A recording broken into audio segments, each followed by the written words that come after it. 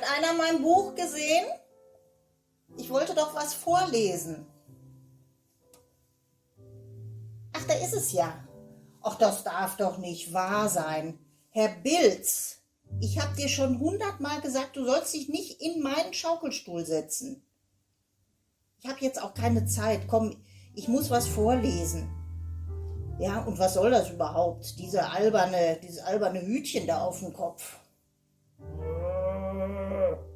Nein, du kannst das nicht vorlesen. Du nuschelst immer so. Das versteht doch dann keiner. Komm, mach mal Platz. Ach, Herr Bilz.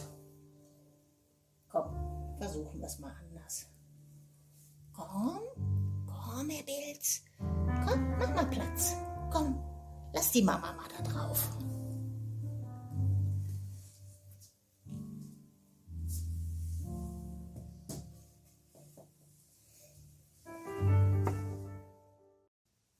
The Christmas Puppy. One chilly fall night in the warm kitchen of an old farmhouse, a tiny white puppy was born. "Isn't he beautiful?" his mother asked the grey tabby cat who lived in the kitchen. "Well, I suppose he's cute," she sniffed.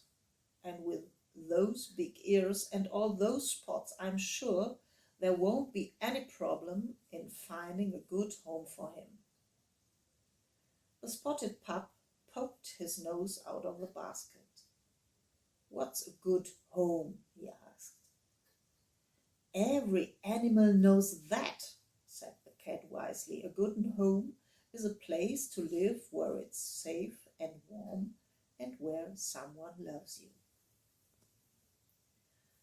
The days passed and Christmas was on the way. "I wonder if I'm supposed to find my own good home," thought the pup.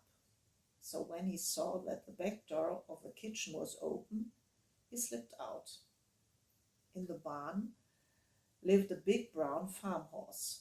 "Well, this looks a good home. You have lots of hay to keep you warm." "Yes," said the horse. "It's very cozy and warm here. You're welcome to stay with me if you like."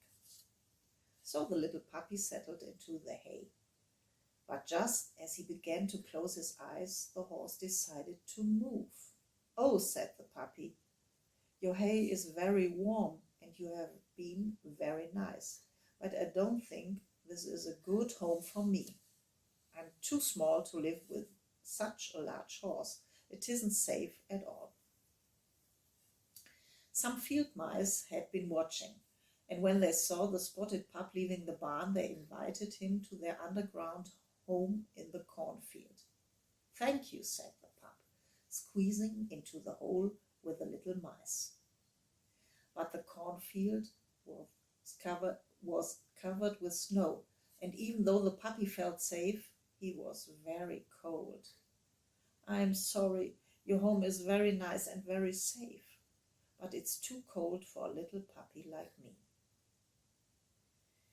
"Well, I can't go back to the barn," said the pup, "because the horse is too big, and I can't live with the mice because their home is too cold.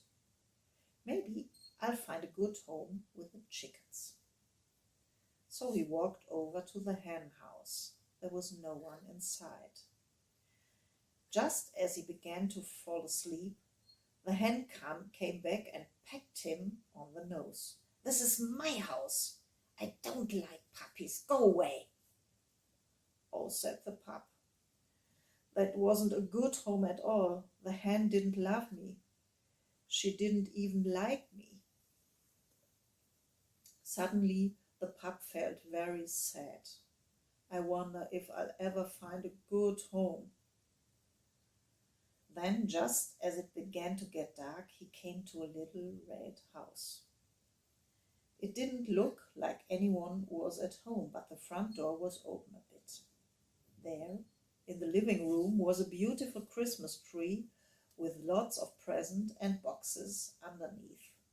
One red box was open. "It's empty. Maybe I can take a nap here." I can always look for a good home again later. When he woke up, he could hear singing and laughing. It must be Christmas morning, he thought. But before he could move, his little red box was being lifted up in the air and someone was opening the lid. As the pup peeked out, a little boy and girl laughed. "A puppy," they shouted. "It's a Christmas puppy for us. This is the best present of all. Oh, we love him." And the children took him out and gave him lots and lots of hugs and kisses. And when the night came, they put a little red blanket in his box. "Good night, Christmas puppy," they said. The puppy snuggled up in his blanket. "I feel very warm," he thought, "and very safe.